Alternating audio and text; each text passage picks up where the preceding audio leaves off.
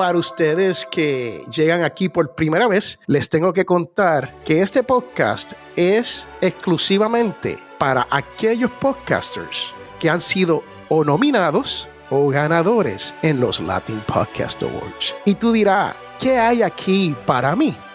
Pues te cuento, vas a aprender y vas a saber lo que hacen los mejores podcasters del mundo. Yo soy Diego Murcia y seré tu anfitrión en este episodio del programa Latin Podcast Masterclass. En esta clase de hoy vamos a hablar con Robert Sasuke, quien ya nos va a contar un poco acerca de dónde sale este nombre. Robert es podcaster desde hace 12 años, comenzó en 2009, es productor del podcast Te Invito a un Café, con el cual ha alcanzado más de 9 millones de descargas en casi 6 años. Se dice pronto, pero hay mucho trabajo detrás de esto. Tiene además 5 premios Latin Podcast Awards. Actualmente es fundador de la Academia Kaizen y miembro fundador de los Latin Podcast Academy en Alabama, Estados Unidos. También es fundador y gestor del podcast rd.com, el directorio y comunidad de podcasters en República Dominicana y sede nacional de los Latin Podcast Awards. Ha sido profesor de podcasting por 3 años consecutivos en la Pontificia Universidad Católica, madre y maestra en República Dominicana, así como para otras instituciones locales e internacionales. Sus alumnos están en más de 20 países y muchos de ellos han sido nominados a premios internacionales por la calidad de sus producciones. Es por esto y otras cosas que más vamos a discutir adelante que hemos invitado a Robert a hablar con nosotros. Robert, bienvenido. Gracias, Diego. Gracias por la invitación y contentísimo de estar contigo y con todas las personas que nos escuchen y nos vean. Robert, me gustaría entrar de lleno en preguntarte cómo llegaste al mundo del podcast. Yo comienzo en el mundo del podcast como consumidor en el año 2007. Yo en diciembre, un 13 de diciembre del año 2006, me graduó de psicólogo clínico y decidí dejar mi trabajo porque yo entendía que no debía estar en ese trabajo, sino que ya yo era psicólogo y por ser psicólogo ya yo debería tener un trabajo como psicólogo. El año 2007 fue penoso porque nunca tuve trabajo formal. Entonces, un vecino cercano, él hacía camisetas, imprimía camisetas en serigrafía como esta, y me hizo una propuesta de negocio de ser su vendedor. Me dijo, mira, aprovecha el tiempo, ahora que no estás trabajando, vende camisetas conmigo, ve a las parroquias, a las iglesias, a los grupos que tú conoces y véndeles camisetas. Yo acepté porque no tenía trabajo y dije, bueno, pero necesito aprender a vender. Y no sabía nada de ventas. En psicología eso no se enseña, como muchísimas otras carreras, que debería ser obligatorio. Entré en una plataforma que se llama eBooks, que era para escuchar audiolibros, audioconferencias y demás. Yo desconocía que eso se llamaba podcast y ahí descubrí a un mexicano llamado Alex Day que tenía publicado ahí unas conferencias en audio sobre ventas. Era lo que yo necesitaba, aprender a vender. A mí me pareció maravilloso el yo poder descargar los audios en MP3 y colocarlo en mi reproductor portátil de MP3 y escucharlo sin acceso a internet, sin consumir data mientras yo hacía ejercicio en las mañanas, cuando caminaba o corría. Ese fue mi primer encuentro con el podcast y desde entonces ha sido mi principal fuente de formación. Ya luego en el año 2009, mi esposa Jamie y yo decidimos fundar una página web que se llamó psicologiadominicana.net. Era una revista informativa sobre temas de psicología hecha por dominicanos o mantenida por dominicanos. Y en el año 2009, un año después, decidimos comenzar a hacer contenidos en audio. Ya hacíamos artículos escritos, hacíamos videos para YouTube, pero decidimos también hacer cápsulas informativas en formato de audio. Todavía yo desconocía que eso se llamaba podcast. Y recuerdo, porque tengo los registros todavía en Podcast Connect, recuerdo que llegamos a tener RSS feed y todo, es decir, estuvo publicado ese podcast en Apple Podcast. Pero bueno, pasaron los años y ya en el 2013 yo conozco otra plataforma que se llama Spreaker, que te permitía descargar un programa de escritorio en Windows para tú grabar tu podcast en tiempo real, mientras tú colocabas las cortinillas y la música y el intro y demás. Durante este tiempo, ¿Qué has visto que ha cambiado en la forma en cómo se comenzó a hacer el podcast en comparación a lo que ahora estamos viendo como un surgimiento por la necesidad de la pandemia? Antes era como todo el mundo estaba tratando de entender cómo funcionaba esto, éramos muy pocos, pero ahora hay un boom. ¿Crees que algo ha cambiado? Sí, yo bromeo con el concepto de boom porque hay personas que ven el boom como la calidad de sus contenidos. Cuando comenzamos, yo recuerdo que yo me enganché con 2 podcasts. Uno se llamaba Anita Poppy en Spreaker y era una chica que mientras paseaba a su perro en el parque, ella iba hablando con el auricular, con el manos libres de su iPhone. Y Emilcar, que también camino a su trabajo, pues iba hablando. Era muy espontáneo. De hecho, creo que fue eso un elemento muy atractivo del podcast, el saber que no es un locutor que me está hablando, es una persona como yo, común y corriente, que quiere contar algo y a mí me interesa parte de su vida. Ahora la gente se preocupa más por déjame yo ubicarme en un espacio más controlado, tener un micrófono que suene mejor, y es natural, hay más competencia, ahora hay mucho más podcast que antes. Tengo que resaltar naturalmente que hay plataformas que han venido a democratizar más o a facilitar más la producción de podcast como es Anchor, como es Spreaker, que lo facilitaron. Y nada, ahora yo veo que se crean podcasts diarios como el arroz blanco, aunque la mayoría, la verdad es que las estadísticas siguen diciendo lo de siempre, es que la mayoría se quedan rezagados, pero de que hoy es mucho más fácil hacer un podcast, por lo menos lanzarlo, es mucho más fácil. Eso es una gran diferencia y una gran ventaja para el movimiento.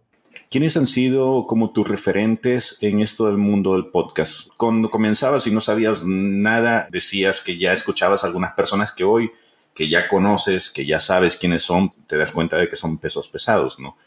Pero a lo largo de esos años de experiencia, ¿a quién considerarías que has sido la persona que más has logrado consumir su fórmula, el conocimiento necesario como para poder tener tu propia marca, ahora ya sólida? Joan Boluda de España con su podcast Marketing Online, yo lo descubro justo cuando él empieza, en el año 2015. Estaba yo como profesor en un colegio privado y realmente yo te confieso que yo odiaba ese trabajo. Entonces yo iba de camino al colegio casi gritando y cuando yo escuchaba a Joan, pues me sentía muy esperanzado de saber que Joan estaba haciendo cosas, comenzando apenas, que a mí me llamaban la atención y que me daban la esperanza de que yo podía salir de la realidad en la que estaba y comenzar a hacer cosas diferentes. Y yo fui de los primeros que se suscribió a su plataforma y fui de los primeros en hacer sus cursos y en ponerlos en práctica. Entonces, Joan comienza en 2015 a hacer su podcast de marketing online y yo al año siguiente que lo estoy escuchando, digo, me toca a mí. Yo tengo ya referencia, no solamente de Joan. Emilcar fue un gran referente. Lo que pasa es que para mí Emilcar es como el entretenimiento para mí y parte de mi rutina escucharlo, ¿no? Pero Joan fue quien me dio muchísimas herramientas como profesional que es de Joan Boluda. Él lo sabe. De hecho, lo he entrevistado para mi podcast y somos amigos. Yo creo que el mayor referente para mí ha sido él. Luego en Estados Unidos he seguido a John Lee Dumas, a Pat Flynn, que lo sigo con mucha frecuencia. ¿Cuál dirías que ha sido la clave que has logrado desenmarañar como para poder lograr que tanta gente te escuche y tener más de 9 millones de descargas? Estamos hablando de un dato que hay que decirlo porque es la verdad, no es un dato 100% fiable, es una referencia, porque una descarga se traduce en términos técnicos como una persona se suscribe a un podcast y se descarga el último episodio. Eso no quiere decir que lo escuchan. Hay personas que simplemente porque la configuración de su reproductor de podcast descarga el audio, hay personas que lo borran y no lo escuchan. Tener 10 millones, que ya nos acercamos a los 10 millones, a mí me hace sentir bien, pero yo sé que es un número que no es exacto, número uno, pero sí me está diciendo que el podcast está llegando a personas, porque sí tengo registros, por ejemplo, de 172 países, creo que me han escuchado, pero sí también, más allá de las descargas que yo he podido tener, el número que más me motiva es la cantidad de personas que cada día me retroalimenta directamente por los temas y me dice, Robert, de verdad este tema me sirvió, pensaste en mí. Para mí es el mejor número, es la mejor métrica porque me está hablando la persona. Ya en lo técnico hay muchos errores, es la realidad. Hay plataformas que, por ejemplo, yo me he dado cuenta de que falsean muchísimos datos. Entonces, para mí, no es que sea fiable, suena bonito, grandilocuente, alimenta el ego. Está bueno, ¿cómo lo logré? Yo no sé. No, es broma. A ver, mira, yo te cuento. Cuando yo comencé en Te Invito a un Café fue un febrero del año 2015 y yo grababa un día a la semana. Yo te confieso que cuando yo comencé a grabar Te Invito a un Café en 2015, el podcast estaba centrado en mí. Yo quería darme a conocer como psicólogo y yo todo lo que hablaba era, no, porque yo, el gran experto aquí.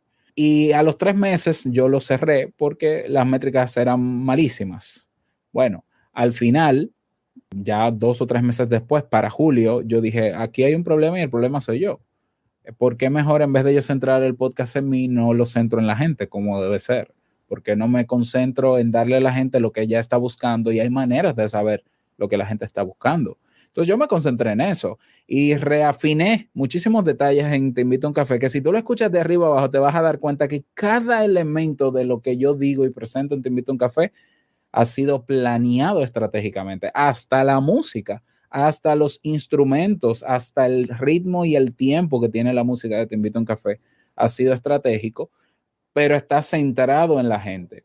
Cuando yo relanzo Te Invito a un Café con la supuesta nueva temporada después del abandono, un 29 de julio del 2015, a los 3 meses yo llegué a 100,000 descargas. Y yo dije, ¿qué pasó? Yo quiero pensar que lo que pasó es que comencé a trabajar y a presentar temas que a la gente le interesaba o que le llamaba la atención, porque me preocupé incluso hasta por redactar los títulos de manera que despertaran la atención en las personas. Estamos hablando de un podcast de psicología. Psicología no es un tema en tendencia, no es un tema que genera morbo ni curiosidad, ¿ya?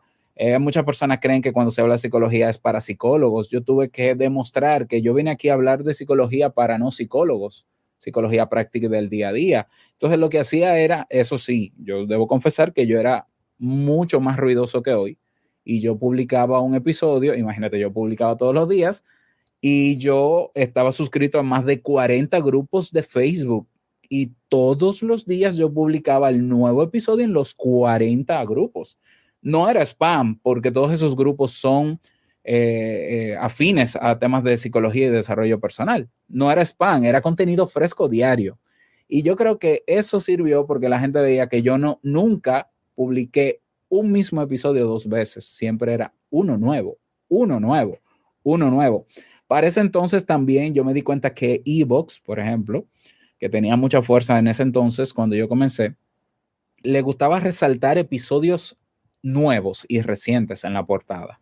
Por tanto, yo estaba todos los días en la portada de iVoox, porque todos los días estaba yo, estaba Joan, estaba Emilcar, de los en español que estábamos diario, que éramos pocos, todavía somos pocos, todos estábamos en la portada de iVoox todos los días, porque el algoritmo de ellos resaltaba los episodios frescos. Entonces yo aproveché, me di cuenta de esos detalles en algunos reproductores y dije, bueno, pues listo, yo publico diario, contenido fresco diario, temas interesantes, títulos que llaman la atención, imágenes que impactan y despiertan el interés en la gente, la mezcla de todo eso, pues yo quiero pensar que fue eso. Pudo haber sido algo de suerte, algo que yo no me esperaba, pero me imagino que por ahí pudo ser, ¿no? Una cosa que me llama la atención de lo que estás mencionando justo ahí es que con esa publicación, mucha gente que se mete a hacer esto, al principio piensa, bueno, pues es muy sencillo, enciendes el micrófono, enciendes la computadora, te pones a hablar como loco y ya tienes tu episodio, ¿no? Sin embargo, una vez que te metes a esto, te das cuenta de que pues tienes que mover tu episodio, tienes que conseguir invitados si no quieres convertirte en un monologador.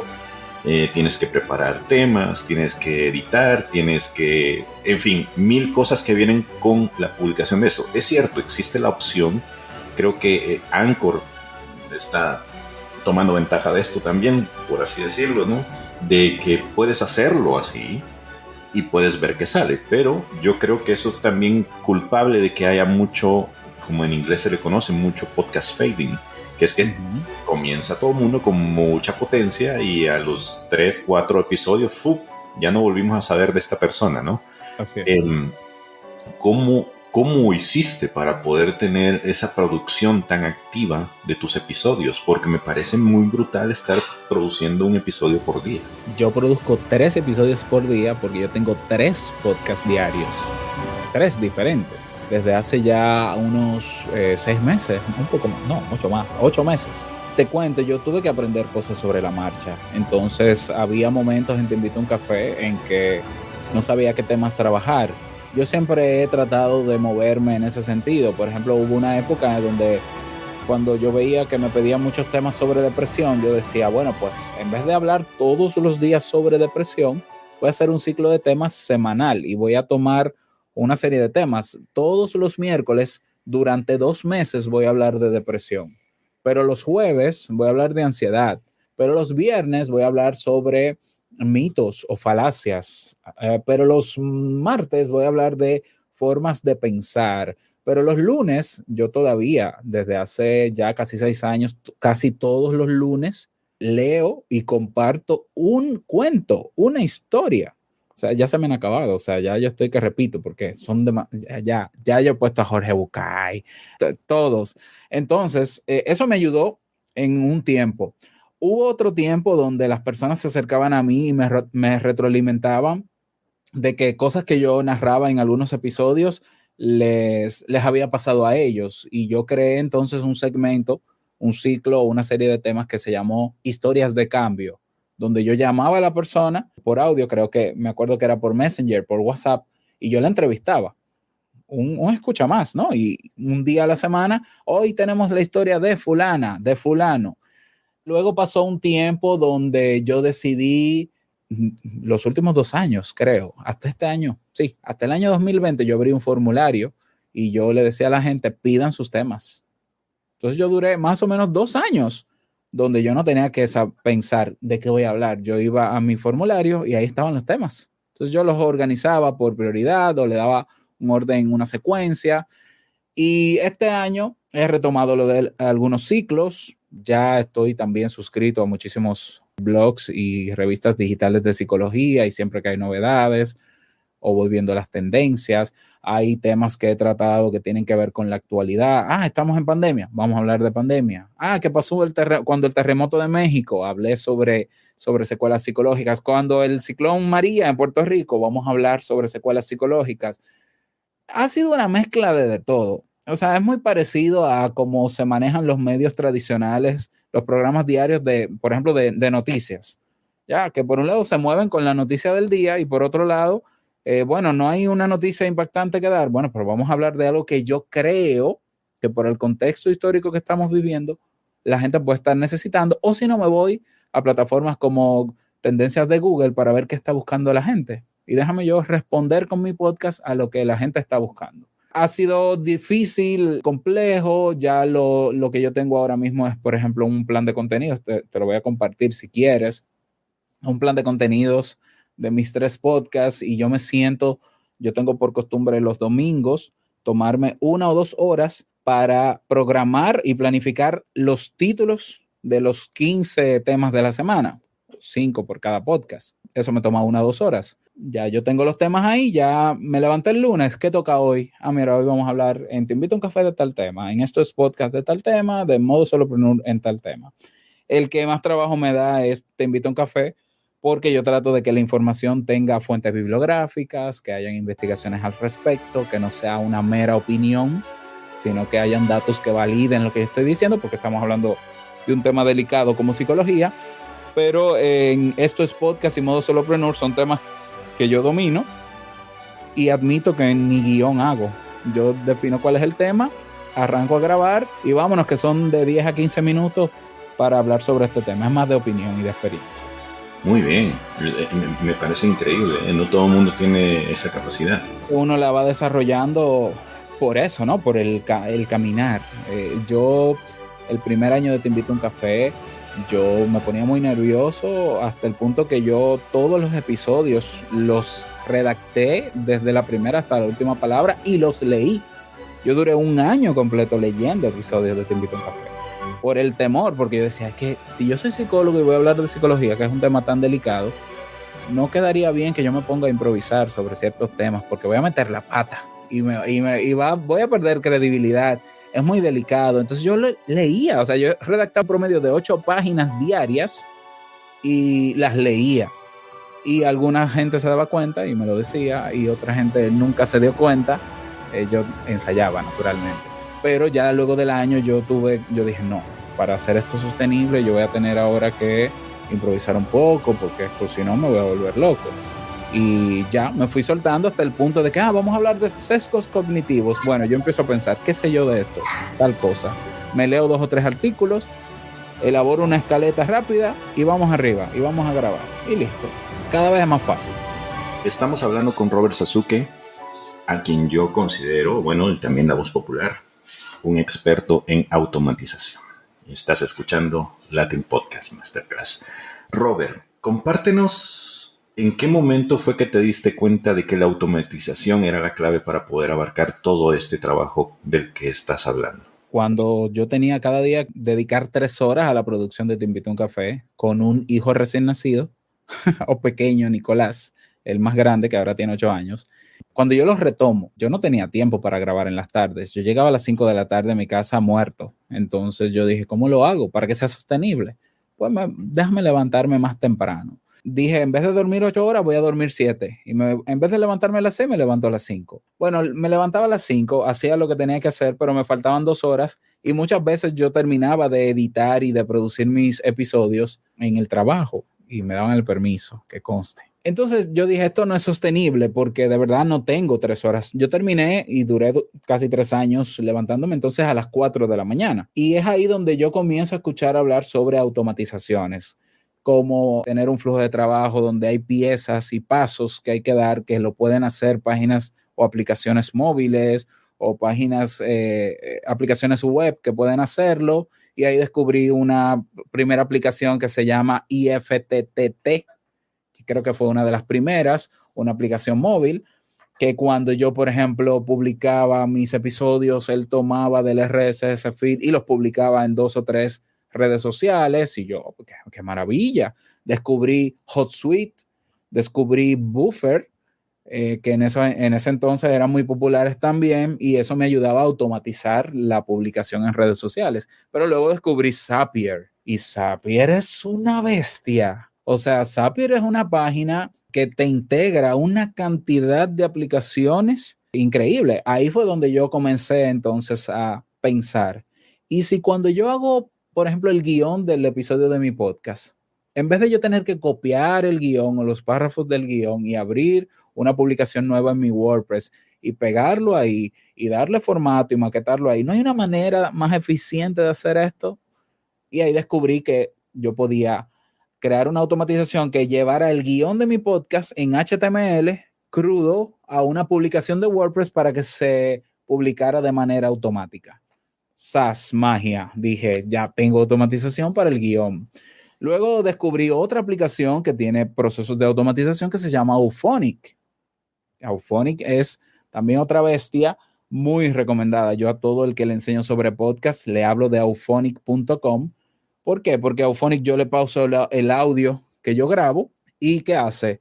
Lo masteriza, es decir, le da los valores en audio y la fuerza a la voz y le quita el ruido ambiente a mi voz. Ahí, eso es lo mínimo que hace Auphonic. Luego él me sube un ejemplar de mi archivo a mi nube de Google Drive, que es mi backup, pero de ahí me sube el archivo a mi alojador de audio para podcast, pero me crea un video automático con la foto de que yo quiera ponerle estática y el título, y me lo sube y me lo publica en mi canal de YouTube.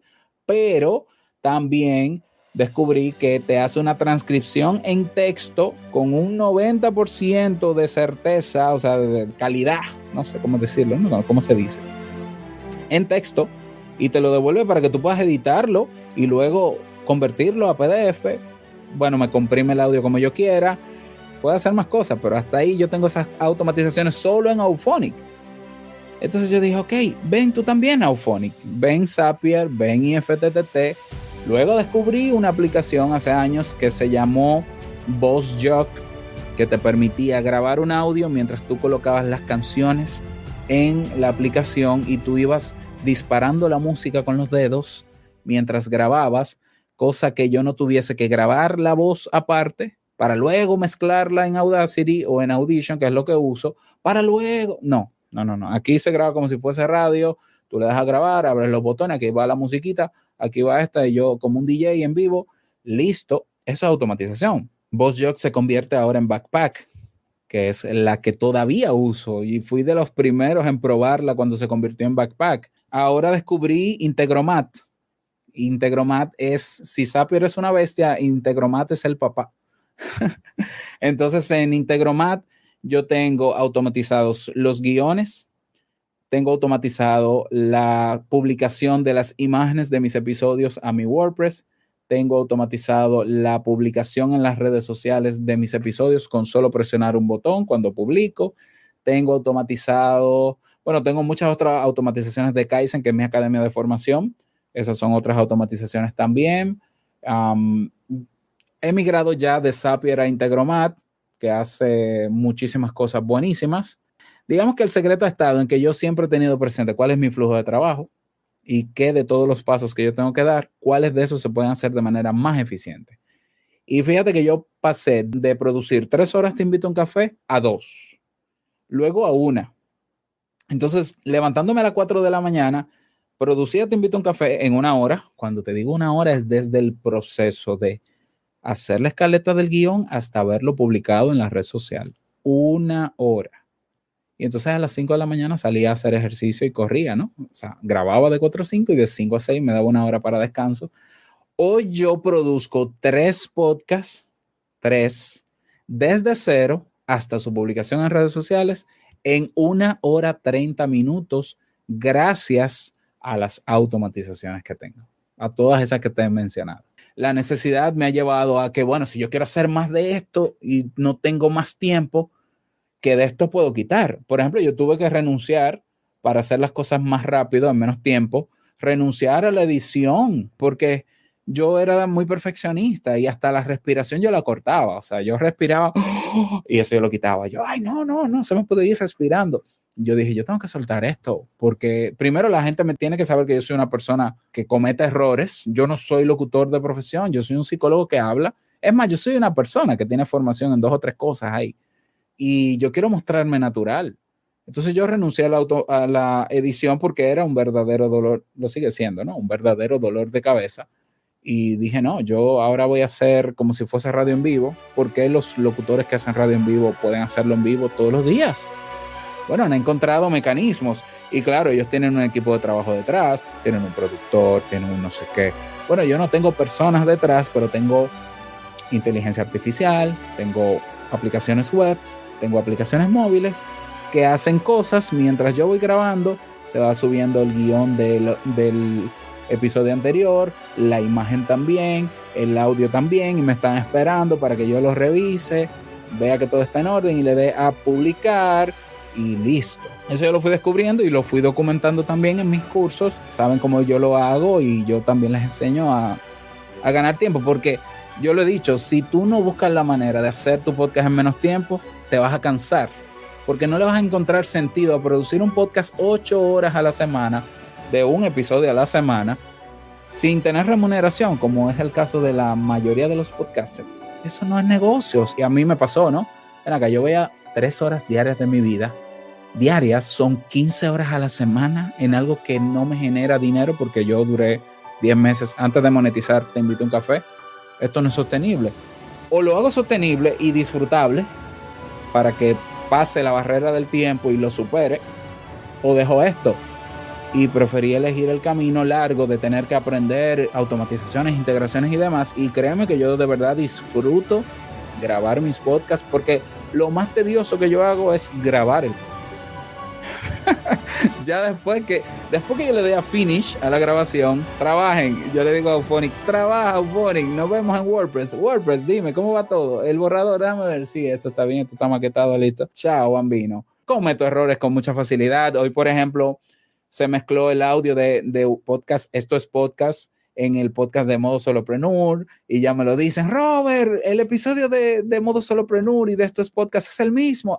No te preocupes, yo voy a mi WordPress y lo cambio y listo. Cambio, ya mira, está actualizado, revisa, sí. Ha sido un proceso sostenible y yo trabajo muy poco al día, lo admito. O sea, a mí me sobra mucho tiempo gracias a mis queridas automatizaciones, que si no, para otro fuese, si tuviese la posibilidad económica, un equipo de trabajo de gente. Claro, yo me ahorro el equipo de trabajo y me ahorro mucho dinero porque no pago tanto en esas automatizaciones, debo decirlo. Bueno, me llaman la atención varias cosas, ¿no? ¿Cómo no has dejado de aprender en todo este proceso? O sea, siempre estás visualizando qué es lo que se puede mejorar. Uh-huh.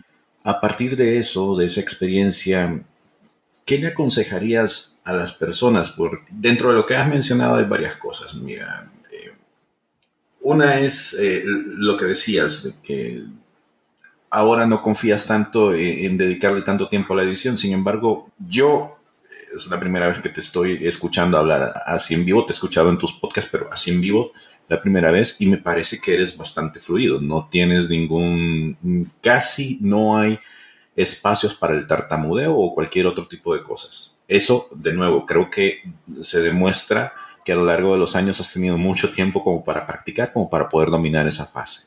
Porque hay gente que aunque lo quisiera hacer, no lo puede hacer, no le sale natural. Y de todos modos, sí, yo le recomendaría, métete a hacer una edición básica. Has mencionado esto acerca de las herramientas que hay que utilizar. ¿Qué le dirías a esta gente que está empezando, que quiere meterse de lleno y de cabeza? Yo he visto posts donde la gente dice, muchachos, ¿qué opinan? Quisiera hacer un podcast diario y aparte tengo estos otros temas que me gustaría convertirlos en podcast. Cuando yo veo ese tipo de publicaciones, inmediatamente pienso, maestro, no está siendo realista sobre el trabajo que hay detrás de esto, ¿no? Si a mí alguien me hubiera dado la oportunidad de conversar contigo y yo estuviera con ese ímpetu, ¿qué tipo de conocimiento me podrías transmitir como para que yo no metiera la pata en grande y no perdiera el tiempo del que has estado hablando, pues como para poder aprovecharlo y poder desarrollar mejor mi potencial en hacer un trabajo más rápido, más certero y economizarme muchas cosas que a lo largo me van a generar dolores de cabeza si sigo con ese ímpetu? Para mí, entrar al mundo del podcast fue emocionante por varias cosas y creo que eso me llevó a comprometerme a pesar de que mi oficio no es ser locutor. Pero bueno, mira, mi padre es locutor. Mi padre duró creo que 10 o 12 años dirigiendo una emisora local de radio. No es que yo lo lleve en las venas, pero a mí siempre me gustó la idea de hablar. Como te has dado cuenta, yo hablo mucho, porque hablo mucho de verdad. O sea, es parte de mi personalidad. Y yo disfruté tanto el proceso siendo consumidor y usuario de podcast hasta el día de hoy, que para mí, yo estoy en un mundo donde yo lo siento mío. O sea, este es mi océano, el mundo del podcast, porque primero fui consumidor y aproveché los beneficios reales que te trae el podcast. Claro, tuve que aprender a encontrar podcasts que me sirvieran para las cosas que yo necesitara y demás. Entonces, las personas que tienen interés en hacer un podcast diario es posible. Yo lo que pienso es que vean el podcast más allá de ser una moda, de ser un medio y un espacio que realmente es efectivo, pero para que funcione necesita una serie de elementos, muchos elementos. El primero de ellos es un verdadero compromiso con llevar una información a otras personas. Porque yo comencé mi podcast para darme a conocer y el primer error que cometí es que era creer que para yo darme a conocer yo tenía que hablar de mí solamente y el resultado fue que nadie me escuchó. Porque la gente no anda en internet queriendo escuchar a una persona que hable sobre su vida sin saber quién es. Es inútil. Realmente yo lo pienso como consumidor y sería bastante aburrido yo descubrir un youtuber que dice, no, porque yo. Es aburridísimo. ¿Quién eres tú? Yo no te conozco. O sea, quizá tu familia, tu comunidad te conocerá, o cuando tú llegas a un nivel de fama y conocimiento, y eso es otro mundo, pero tú comenzando hablando de ti, por favor. Cuando yo cambio el chip, como digo yo, la programación, y digo, tengo que enfocarme en la gente. Enfócate solo en la gente. O sea, disfruta que tú quieres hacer el podcast porque tú sientes que tienes la habilidad de comunicar, porque tienes los equipos, porque hoy es fácil. me parece muy bien, pero ¿qué puedes ofrecerle a la gente? Si no tienes nada que ofrecerle a la gente, ¿puedes hacer el podcast? Claro, pero te vas a aburrir de escucharte hablar de ti mismo o de cualquier otra cosa que quizás a nadie le interesa. Entonces, lo primero es asumir un compromiso y decir, yo lo voy a hacer para la gente porque yo entiendo que sí, lo que yo quiero dar a conocer o lo que yo quiero comunicar en mi podcast es útil. Yo estaba convencido de eso. Yo era psicólogo y cuando yo comencé Te Invito a un Café, yo fui el primer psicólogo en español que hizo un podcast hablando de psicología. Y lo digo porque hice la investigación y no había otro podcast hecho por un psicólogo hablando de psicología en español y diario menos. Yo dije, bueno, no es que yo quiera ser el pionero, pero no hay nadie. Pues lo voy a hacer y punto. Y no es un mérito para mí, simplemente fue coincidencia, pero lo hice. Pero yo estaba claro de que hablarle de psicología a gente que no sabía de psicología en un lenguaje que pudiera entenderlo sin que su interés no sea convertirse en psicólogo era posible. Y dije, lo voy a hacer y voy a buscar las fórmulas que no sé si me vayan a funcionar o no, pero las voy a soltar ahí a ver cómo me va. Yo tuve que hacer el compromiso de voy a seguir sin centrarme en el resultado de que me van a escuchar, voy a ser famoso y eso no. Eso vendrá. No sé cuándo, no sé cuánto, ni sé cómo, pero yo voy a dar el 100%, o sea, voy a hacer el trabajo como se tiene que hacer, con la calidad que pueda dar, porque uno no da más de lo que tiene, y ya veremos qué pasa. El yo despegarme y dejar de centrarme en el resultado de, yo quiero ser como Joan Boluda. No, yo no quiero ser como Joan Boluda. Yo quiero ser Robert Sasuki. Quiero darme a conocer. Como yo no puedo controlar cómo será, cuándo será, en qué cantidad será, yo me voy a centrar en el día a día. Me centré en el día a día y los resultados a mí de verdad me sorprenden. O sea, cuando, yo vivo en Ucrania. En Japón, yo tengo una comunidad latina en Japón que me escucha. Robert, te escuchamos desde Japón. Y yo, porque en Japón, o sea, en Dubái, a mí me sorprenden los resultados porque yo no me esperaba tanto detalle de lo que yo quería hacer, pero yo sabía que estaba en una plataforma que podía llegar a todas partes del mundo. ¿Se puede hacer diario? Sí. ¿Es realista? Realmente lo es. Si yo puedo hacerlo y hay gente haciéndolo, se puede hacer. No es fácil al inicio. Yo lo que hago es que, por ejemplo, en mis cursos yo te enseño desde el primer día a automatizar. Y la edición, yo estoy de acuerdo en que se aprenda sobre edición porque es necesario. Y sé que en principio, al inicio uno se pone muy nervioso. Yo repito, yo duré 6 meses editando mi podcast todos los días y 1 año leyendo mi podcast todos los días. Créeme que yo sudaba, gracias a Dios que era audio y no video, porque yo me bañaba en sudor y me sofocaba y a veces yo paraba la grabación y era, Dios mío, déjame seguir, ¿dónde me quedé? Y cogía aire. Todo eso me pasó a mí, nerviosísimo, esta fluidez y esta confianza con la que tú me ves hablando, yo para nada, y menos frente a una cámara, naturalmente, para nada. Entonces, aún así yo decidí hacerlo aún con ese temor, aún con ese nerviosismo. Fue complejo, pero fui mejorando. Siempre hay que tener la actitud de, como digo yo, de la mejora continua, como bien tú dices. Por ejemplo, esto que yo te he dicho de Integromat, que es la aplicación nueva que estoy usando para automatizar, yo la aprendí hace 5 días y ya yo tengo ahí, bueno, tú tienes el screenshot ahí. Hace 5 días yo dije, no, me toca, esto me va a ayudar porque puedo integrar Zapier, IFTTT, Integrately, no sé qué, no sé cuánto, todo en uno. Venga, que esto yo me lo como con yuca y un poquito de ketchup. Listo. Y claro, me toma tiempo, pero es así. Yo he pivotado. Cuando digo pivotar es que yo he hecho muchísimos giros a lo largo de mi carrera como podcaster y no me arrepiento. En algunos no lo he hecho bien, en algunas veces he cometido errores, pero nunca me he quedado en lo mismo. Fíjate, si tú escuchas mi podcast Te Invito a un Café al inicio, te vas a escuchar una canción del día, una canción completa dentro del episodio. Vas a escuchar un segmento que se llamó La Frase con Cafeína. Tuve un segmento que era el libro de la semana. Tuve un segmento que era el reto del día. Te Invito a un Café se parecía más a un programa de radio de variedades diario. Todo eso yo fui reduciéndolo porque al final la gente lo que me decía, Robert, muy bonito todo lo que tú haces, a mí lo único que me interesa es el tema. Si tú me dieras más tiempo del tema, yo te lo agradecería. No es que no esté mal la canción, está muy bonita porque me acompaña, pero a mí lo que me interesa es el tema.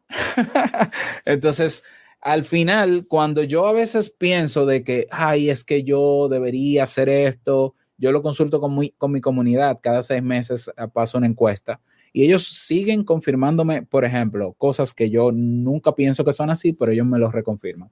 Primero, a mi comunidad lo que les interesan es el tema central. Y mientras más tiempo dure y más profundidad tenga, mejor. Para mí es paradójico porque estamos en un medio y en una actualidad donde la gente cada vez retiene menos atención o presta menos atención a los contenidos. Yo he querido hacer, te invito a un café hasta de 15 minutos. Me dicen, no, si tiene que durar 30 minutos, dale con 30. Pero métete a lo profundo del tema, porque yo quiero, el nivel de explicación que tú me das, yo lo quiero lo más profundo que se pueda para entender bien. A mí me ha sorprendido. Una vez yo entendí que yo hablaba tanto solo que yo necesitaba hacer este podcast de entrevistas. Y de verdad tenía en la cabeza de que no, es que yo hablo demasiado. Yo me emociono y me paso. Déjame pasar la encuesta. La gente me dijo, no, Robert, es a ti que te queremos escuchar. O sea, eres tú que explicas el tema y es a ti que te queremos explicando el tema. Los invitados, ocasionalmente, no hay problema. Trae uno que otro invitado de vez en cuando. La mayoría, a mí lo que me gustan son los temas explicados por ti, preparados y explicados por ti. Bueno, entonces ya yo estoy en un punto donde quien manda es mi comunidad. Cualquier implementación que vaya a hacer, si yo no pregunto a mi comunidad, cometo el error, porque la comunidad puede estar a favor de otra cosa. Y me lo dicen, Robert, una vez, por ejemplo, hasta la portada del podcast, que es una tacita, yo quise cambiarla por una foto mía. Y yo dije, no, pues con una foto, porque ya la gente me conoce y las fotos están de moda ahora en las portadas.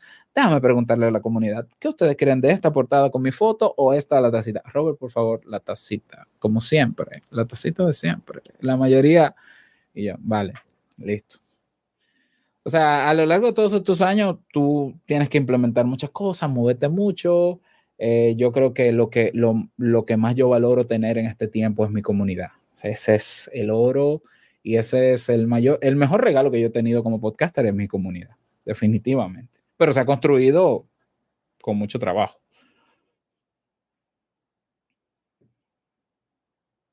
No te oigo. Estamos hablando con Robert Sasuke y hablamos sobre gran cantidad de temas que espero que les hayan servido. Pero antes de cerrar ya esta conversación, me gustaría saber si nos puedes comentar un poco acerca de por qué te llamas Robert Sasuke. Llevar más allá la profesión podcastera en la República Dominicana, y en eso ha tenido que ver bastante también los Latin Podcasts. ¿Me puedes hablar acerca de esa relación? Pues rápidamente, Robert Sasuke no es mi nombre de pila. Robert es de Roberto, que es mi segundo nombre. Mi nombre de pila o de nacimiento es Juan Roberto Cruz. Yo hago el cambio de nombre, realmente no fue una estrategia mercadológica, aunque luego me sirvió, debo admitirlo. Pero yo pasé por un proceso, una crisis muy fuerte personal, antes de comenzar, ¿no? Antes de existir Robert Sasuke, hace quizás más o menos 9 años. Y yo duré 1 año con ataques de pánico, no puedo decir que era depresión, no lo era, pero con mucha ansiedad por ese problema que tuve. Y cuando sentí que estaba saliendo de ese problema, yo dije, bueno, ya, me voy a lanzar con mi marca personal, pero yo quiero ahora algo que me recuerde la misión que yo entiendo que voy a tener a partir de mi marca personal. Y mi misión siempre yo la he definido como ayudar, servir y ayudar, siempre. Quizás porque vengo de una formación cristiana, evidentemente, que es un llamado cristiano. Pues yo dije, yo lo que quiero es ayudar. Yo estudié psicología realmente para ayudar a la gente. Entonces yo dije, bueno, ¿qué símbolo puedo yo utilizar que me recuerde cada día que mi misión es ayudar? Y me gustó la idea de que el símbolo fuese un nombre. Hay personas que utilizan se ponen un tatuaje. Hay personas que se compran alguna prenda, un amuleto. Yo dije, no, yo quiero un nombre. Y dije, bueno, pues vamos a crear un nombre. Me voy a cambiar el nombre. Y no voy a ser Juan. ¿Por qué? Porque Juan es un nombre muy común. Tú lo sabes, Diego. Y Juan se usa para todos los ejemplos, ¿no? Y se espera mucho de Juan. Yo dije, Juan no, otro Juan no. Ya, Juan, dejémoslo ahí para la familia. Roberto, vamos con Roberto. Sí, me gusta Roberto, vamos a ponerlo más o menos universal. Robert es un nombre que se conoce más a nivel en en inglés, en español. Robert, ok. Ahora déjame buscar en internet un nombre cuyo significado sea el que ayuda o algo parecido. Y encontré Sasuke y lo encontré en japonés y lo mezclé y yo, Robert Sasuke. Suena bien, me gusta. Es como Robert Kiyosaki, pero no es Robert Kiyosaki porque Kiyosaki es Kiyosaki y Sasuke es otra cosa. Me gusta y Sasuke significa el que ayuda. Yo dije, pues suena bonito, me gusta y simplemente este es el apellido que me va a recordar mi misión. Eso no más de ahí la historia. Simplemente yo dije yo antes tenía mi marca personal como Juan Roberto Cruz. Dije de ahora en adelante soy Robert Sasuke para los medios y se acabó. Me sirvió mercadológicamente, me sirvió comercialmente. Luego me di cuenta que Sasuke es un nombre que tiene que ver con unos dibujos animados de Naruto. Yo no sabía lo que era Naruto. No tengo nada que ver con Naruto, públicamente lo digo. Y el de Naruto se llama Sasuke, yo pronuncio Sasuke y la pronunciación me la inventé yo. Simplemente yo me puse un nombre porque me dio la gana de ponérmelo. Y debo admitir que hay gente que me sigue y encuentra muy exótico el apellido, pero yo siempre lo he dicho que este no es mi nombre de pila, este es el nombre, yo lo digo para no tener que dar tantas explicaciones, este es un nombre comercial, este es como la marca, este es el nombre comercial, pero detrás realmente hay una especie de deseo de transformación frente a la crisis que viví es mucho más profundo que eso. Yo simplemente digo, no, ese es mi nombre comercial y listo. Con relación a los Latin Podcast Awards, han sido unos premios que me abrieron las puertas a cosas que yo quería lograr. Yo te cuento, cuando yo conozco a Félix, creo que desde el año 2016 o antes, Félix también fue de las personas que yo comencé a escuchar con potencial millonario. Nos hicimos amigos porque en este movimiento existe esa magia, ¿no? De que tú eres podcaster, yo también, pues somos amigos, somos hermanos, qué bueno, qué felicidad. Y Félix me comunica, mira, yo estoy pensando hacer unos premios, me cuenta en el 2017. Yo lo vi como una oportunidad más para abrirme puertas, por lo que yo recomendaría a una persona meterse a los premios, no para competir en sentido de que mi podcast es mejor que otro. Yo siempre he dicho que no hay podcast mejor que otro, el mejor podcast es el que prefiere tu audiencia. Es decir, yo como consumidor de podcast, para mí el mejor podcast o los mejores podcasts son los que yo escucho. Yo no sé con qué micrófono, yo no sé con qué calidad, se entiende el mensaje, a mí me llenan, ese es mi mejor podcast. Pero sí lo vi como una ventaja y una estrategia de marketing. En el 2017 ya yo tenía cursos grabados de cómo hacer un podcast en Kaizen, mi academia. Y yo trabajaba en la Pontificia Universidad Católica Madre y Maestra y estaba en la escuela de comunicación, donde se daba la carrera de comunicación social. Y yo dije, a mí me gustaría dar clases de podcast en esta universidad. Sería la primera vez que se da una materia de podcast en una universidad dominicana y quiero ser yo. ¿Cómo lo hago? O sea, nadie sabe. En el 2017 nadie sabía lo que era un podcast. Nadie me conocía como podcaster porque yo era orientador. Yo era psicólogo en el departamento de orientación de la universidad. Nadie sabía que yo hablaba tras un micrófono a las 4 de la mañana. Cuando Félix me dice de los premios, yo digo, esto puede ser una puerta que se puede abrir. Esto es una buena oportunidad porque de yo ganar en mi categoría o en la categoría que gane, yo puedo hacerle saber a la universidad que gané el premio, la universidad se enteraría o naturalmente lo va a valorar y quizás esa puede ser mi carta de presentación. Exactamente como yo lo pensé, así pasó. En el 2017 no ganó en la categoría de salud, no me acuerdo cómo se llamaba la categoría, si era salud, pero ganó en la de internacional. Entonces se enteran en la universidad y una persona dentro del departamento me dice, ¿por qué no te hacemos una nota de prensa para toda la comunidad universitaria, para que todos se enteren del premio? Eso es un hito y tú eres de aquí de la com. Pues sí, pues mira, escríbeme, redáctame unos párrafos de lo que tuvo que ver con ese premio, para yo enviarlo al departamento de publicidad de la universidad a ver qué se hace. Pues yo le envié. Se publica la nota de prensa en la página principal de la universidad. Todo el mundo se entera de que el psicólogo que está en su consulta habla tras un micrófono y gana premios de algo que se llama podcast. Y en ese entonces yo me reúno con la directora de la Escuela de Comunicación Social y le digo, coincidencias de la vida, la directora de la Escuela de Comunicación Social fue alumna de mi papá, que es decano, porque mi papá es comunicador social desde que yo lo conozco. Y él fue su profesor y el profesor más querido de ella. Entonces cuando ella se entera me dice, pero tú eres hijo de Freddy, Dios mío, no, pero entonces tú eres comunicador también. Y yo vi que tú te ganaste un premio de no sé qué es eso de podcast. Y le explico y me dice, pero yo quiero, sin yo decírselo, me dice, ¿y por qué tú no te animas y das esa materia de podcast y le enseñas a los alumnos de comunicación a hacer podcast? Porque si tú estás ganando premios cuando nadie sabe lo que es eso, ese es el futuro. Entonces ya tendremos estudiantes preparados cuando esto se vuelva un boom, una tendencia, haciendo sus podcasts. Visionaria, ¿no? Y evidentemente era lo que yo quería. Yo sabía que por ahí el podcast iba a seguir creciendo, iba a llegar a donde está y lo que le falta, ¿no? Pues mira, gracias a esos premios se abrió esa puerta y luego de abrirse esa puerta en el año 2019, que gano nuevamente ya con Te Invito a un Café, con Negocios DIY, Jamie gana también en su categoría, fueron 3 estatuillas que llegaron en 2019. Entonces se entera una amiga que es periodista mía aquí y me dice, no, esto hay que decirlo en los medios, hazme un articulito ahí breve. Y ella busca un periódico, bueno, creo que es ese, sí. Mírala ahí, la nota de prensa ya la tienes aquí en el video.